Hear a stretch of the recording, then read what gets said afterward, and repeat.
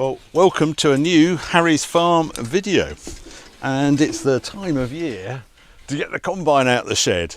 I looked on the figures on this combine. We actually finished harvest on the 8th of August last year.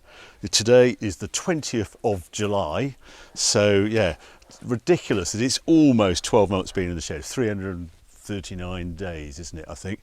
And if you're looking, it's a bit dusty and things. This is something we did this year. We blew everything off. Basically, this all opens up. I'll just do this. Blew everything off, but it was in the grain shed where we keep it, and there was a bit of grain going out and things, so it's a bit dusty and things. But we didn't wash it off this year. We didn't do that the previous year as well, just because if you actually hose it off in sort of October time, there is this risk of sort of rust building up and water sitting in bearings. So that's why it looks not particularly clean. So the plan now is to spend a week or so getting this combine ready for harvest, which is still probably a couple of weeks away. Just to make it look a bit smarter, so power wash, etc.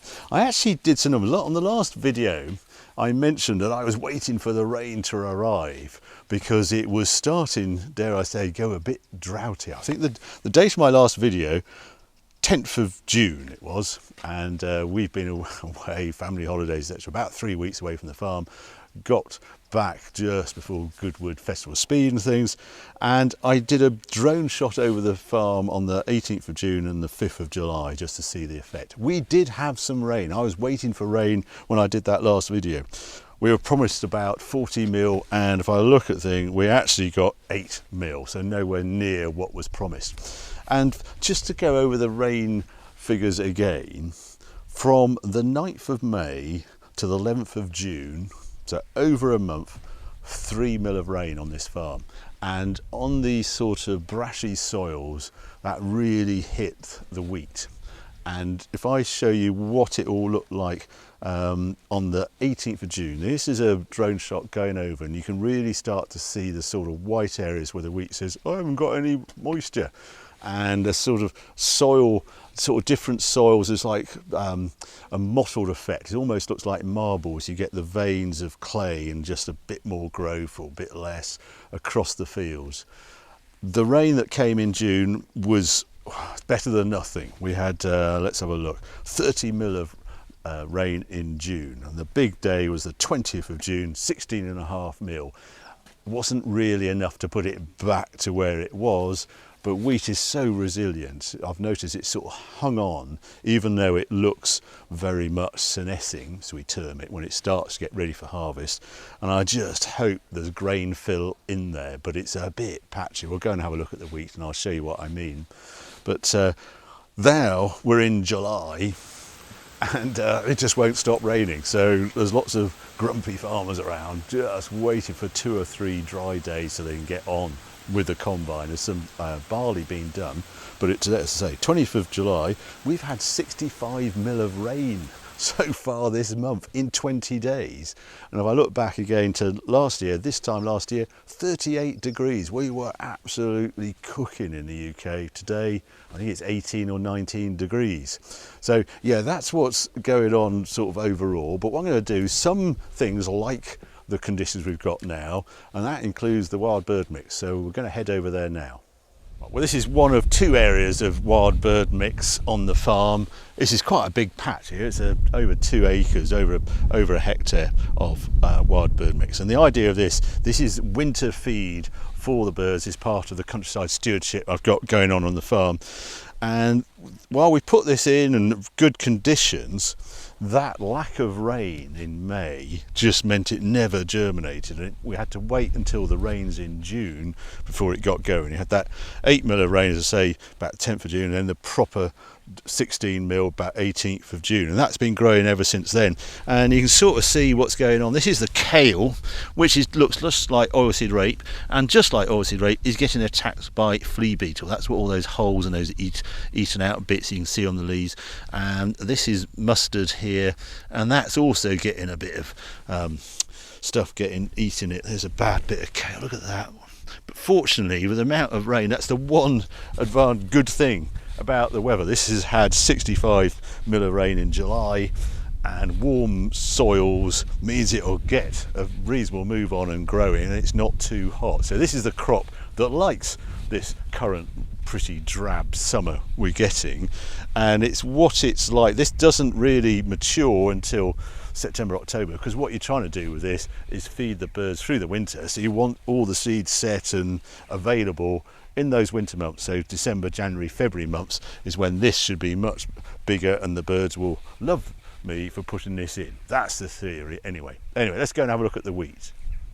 Just before we look at the wheat, you'll see here I've just mown this, or topped it as it's termed, because these borders between the field and the stone wall are wild refuge areas, and we don't touch them at all. The other thing about this margin, last night the cows must have got wind that I'd just topped all the margins, because they decided to get out, and they were all down here very happy because suddenly they can explore the farm and see where they to go. It's like a motorway if you're a cow, a mowed margin like this.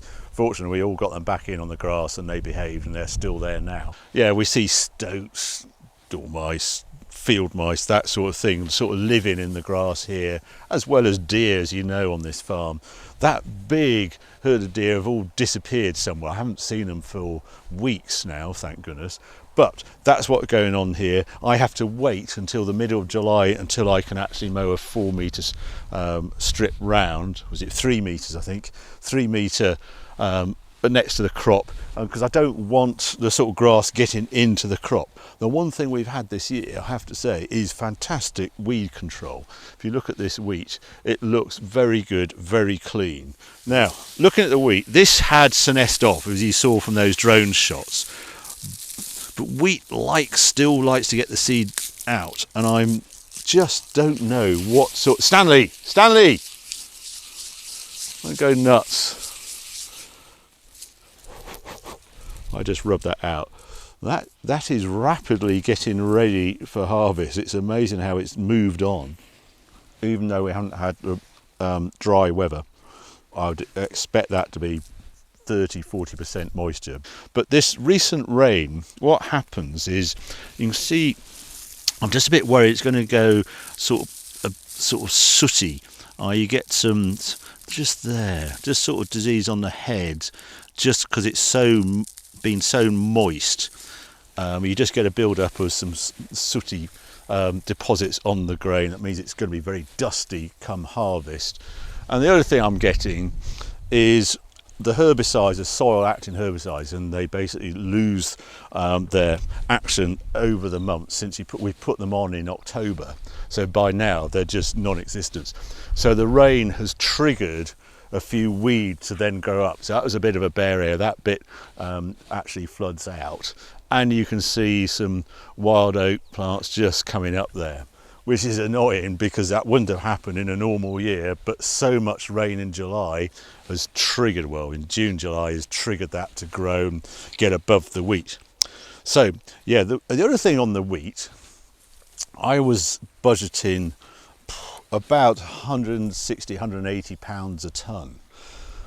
It's all down to what's happening in Ukraine, and recently the price has gone up because the Black Sea grain deal has been stopped, and they're now saying any grain shipments going in and out will be treated as warships and will be attacked. Nightmare for everyone concerned, and also grain traders then reacted to it, and £200 is where wheat is priced before, October, November time, somewhere like that.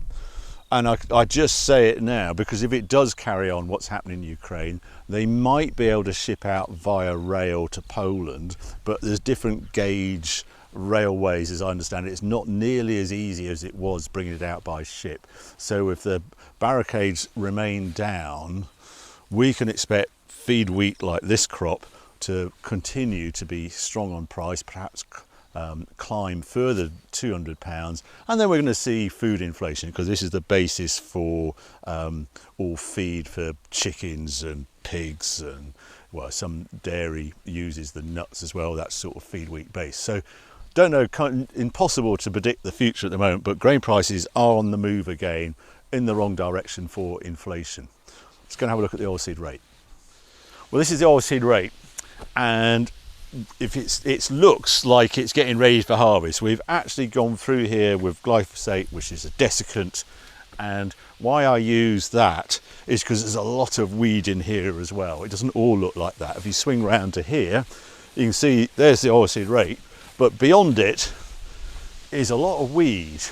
So I'm treating it, this is the downside when you get a crop that doesn't work, a failed crop like this. Yes, I've got oilseed rape in this bit, but then the rest of it just grows weeds and things. And again, because we've had all this rain, it's all got going and it's really rampant.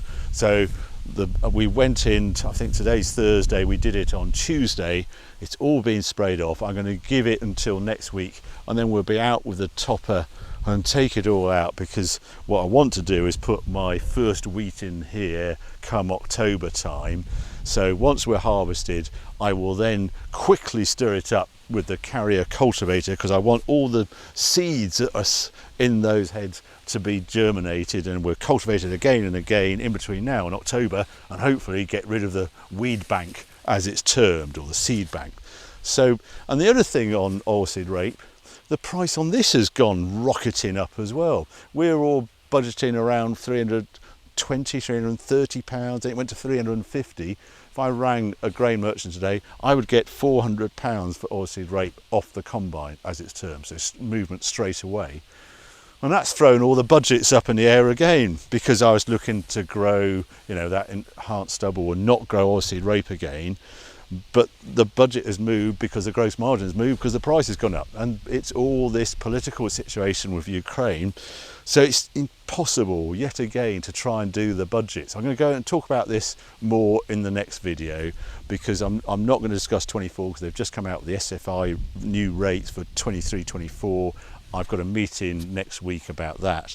But yes, it's just the political issues going on in the world is causing the grain prices to be all over the place, and the fertiliser price. I've actually bought some fertiliser, £300. That's half the price of what it was last year. So lots going on Harry's farm. I hope you enjoy this sort of update. There'll be more regular updates coming because we're right in the harvest season. So if you did enjoy this video, keep watching, keep subscribing. More videos coming on very soon.